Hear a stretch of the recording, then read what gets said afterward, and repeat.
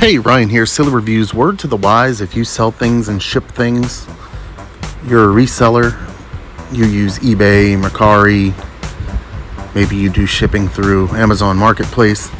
When you order things from Amazon, if you're like me, you like to turn those white bags inside out and reuse them to ship stuff, but they will prevent you from doing that if you don't make sure before you check out on Amazon that you switch this from hide what's inside to reduce, nope, the other way around. It'll start off on default to reduce packaging, but what you want to do is hide what's inside.